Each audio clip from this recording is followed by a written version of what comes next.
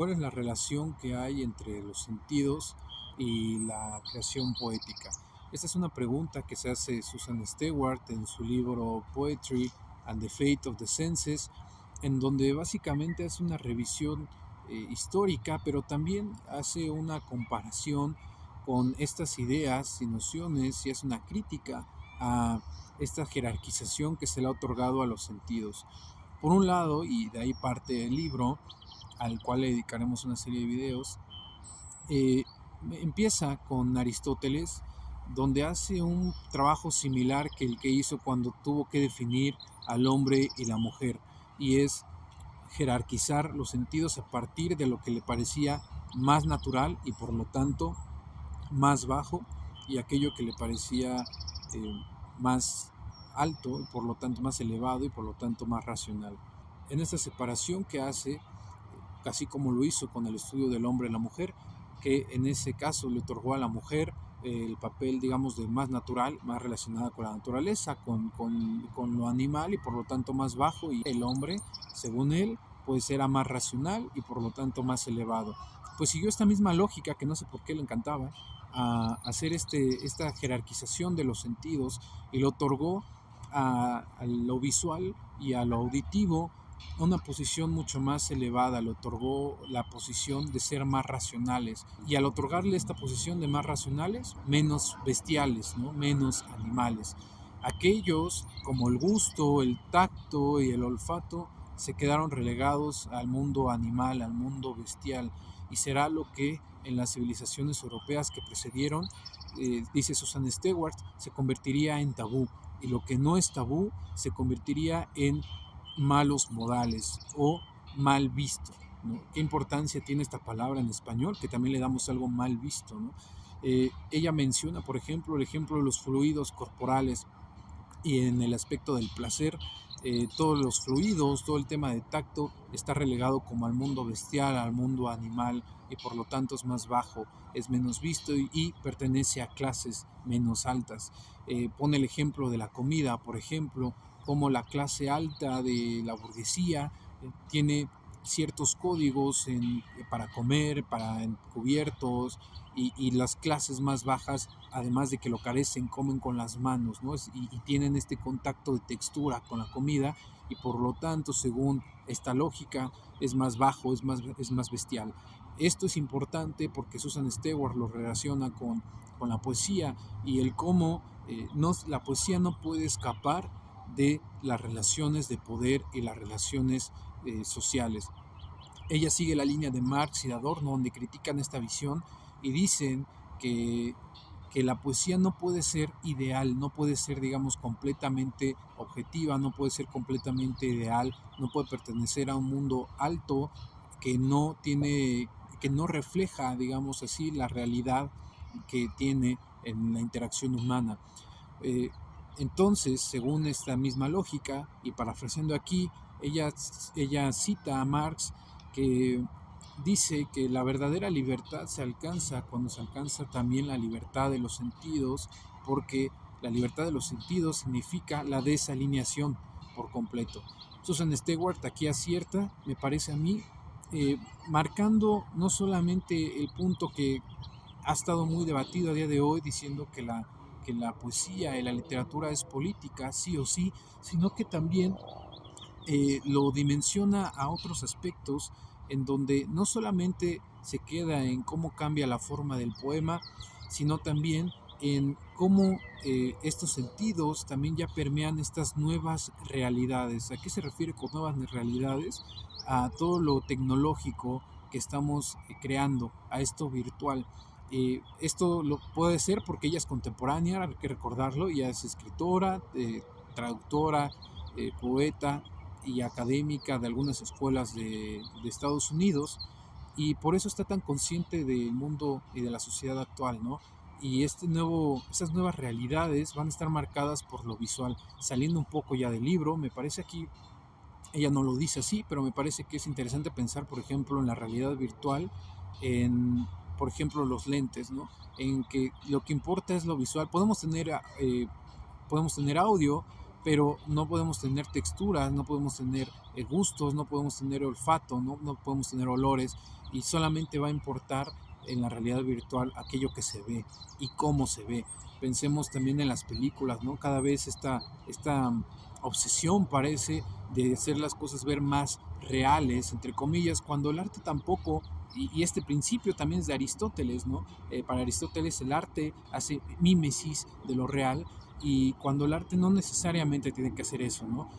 No es una regla, pero parece que le hemos otorgado a todas estas cosas de Aristóteles como si fuera una ley real, ¿no? Como si fuera casi casi una ley en la vida, ¿no? El mundo, y ha llevado a muchos problemas que dice Susan Stewart.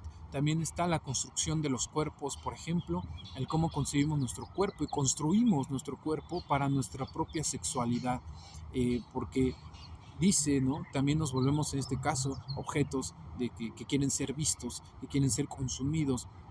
Y también pone otro ejemplo que me parece súper interesante cuando está hablando un poco de la sinestesia en crítica a Hegel, un poco, eh, que dice Hegel que la escritura, la poesía no necesita, a diferencia de otras artes, un sentido particular. Susan Stewart dice que más bien está casi casi la combinación de todos, porque ella dice, sí hay sentidos particulares, y en la poesía se llama sinestesia, ¿no?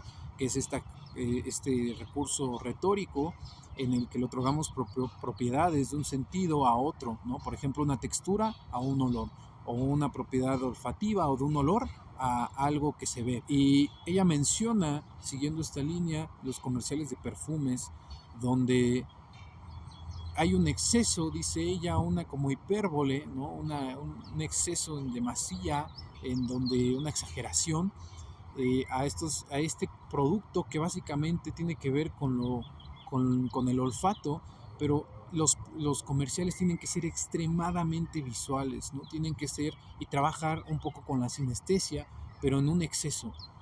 Ella pone esto que es una narrativa. La narrativa de los sentidos también es parte de una esfera de poder, y como dice Marx, mantenerte alineado a que solamente puedes comunicarte e interactuar con el mundo a partir de estos dos sentidos, ¿no? De la vista y de la escucha. Entonces lo que hace aquí Susan Stewart es relacionar que claramente lo poético es político, y lo político también utiliza cuestiones retóricas y poéticas, porque lo que importa aquí es crear narrativas, lo que importa aquí es mantener el discurso visual. ¿Por qué? Porque vivimos, ella como dice y como lo han dicho muchos autores más, en una sociedad del espectáculo, en donde todo tiene que ser visto y donde todo tiene que pertenecer a las masas, donde todo tiene que ser un show y un espectáculo. Pensemos un poco por ejemplo, en el mundial, ¿no? Las celebraciones están hechas, ya no celebramos en el Ángel por el hecho de celebrar, sino porque queremos que se nos grabe celebrando y que vean los demás países, las demás personas, cómo celebramos. Todo se ha vuelto un espectáculo en ese sentido, y así como lo marca Stewart, también el cuerpo, también la escritura.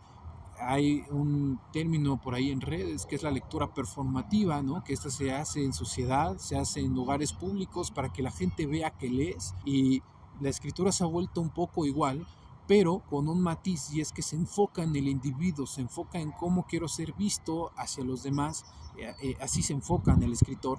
Y cuando parece ser que esta narrativa de que la escritura es subjetiva, es sumamente individual, es más bien una narrativa de poder que intenta desvincular los aspectos estéticos de la poesía y todos sus atributos históricos y de relaciones sociales, para mantenerlo solamente como un elemento más de entretenimiento, un elemento más, digámoslo así, consumible, un producto más, ¿no?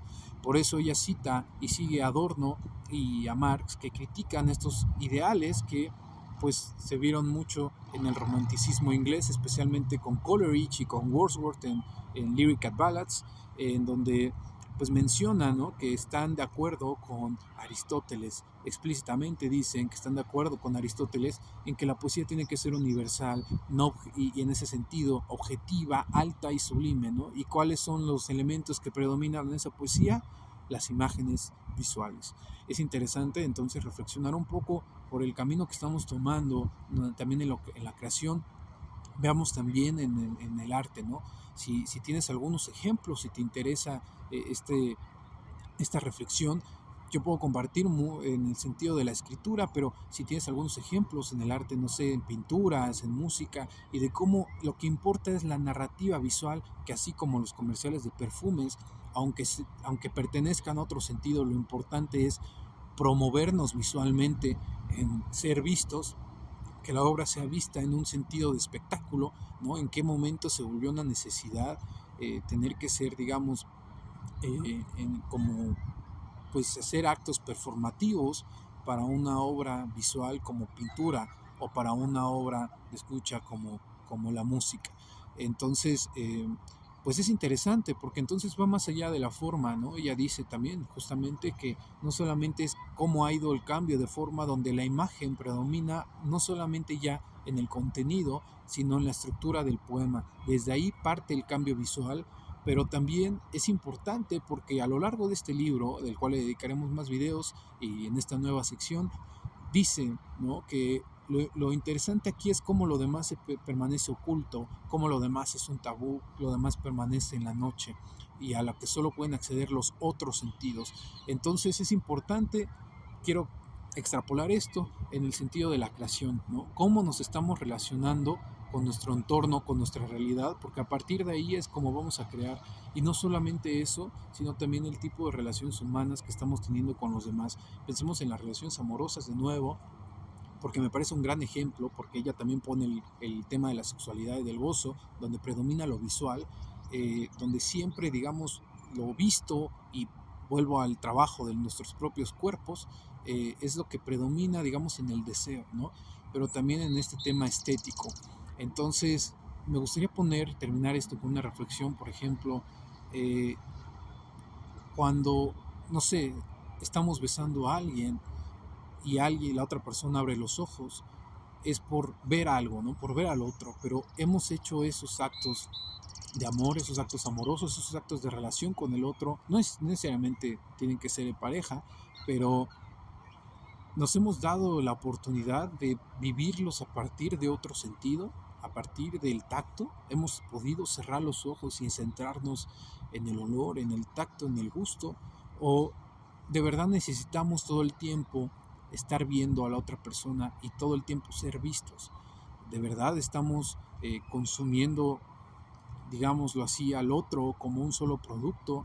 De verdad estamos consumiéndonos, haciéndonos un producto más. Y si es así, pues es interesante reflexionar esto un poco para salir de esa narrativa, porque solamente así, según Susan Stewart en esta línea de pensamiento, solamente así pues se puede alcanzar la libertad, porque qué casualidad que estas narrativas de qué sentido es el que domina son los sentidos que han dominado, que han estado viviendo en las altas sociedades, en la burguesía, desde, podemos verlo, Aristóteles. Entonces, si este video te gustó y te hizo reflexionar, comparte, comenta cualquier tipo de reflexión que hayas tenido a partir de este corto video. Y si te gustó, compártelo, porque es importante, me parece a mí, cuestionarnos ese tipo de cosas. Y esta serie de videos va a tratar un poquito más así, un poquito más enfocado, un poquito más, sin tanto tema académico tampoco, sin tanto concepto, pero sí hablaremos un poquito más de este tipo de reflexiones que pertenecen muchísimo al ámbito poético. Así que si no estás suscrito, suscríbete, puedes darle me gusta y recuerda, por favor, dejar tus comentarios que ayudan mucho también para que podamos leerte y escucharte. Y nos vemos en otro video.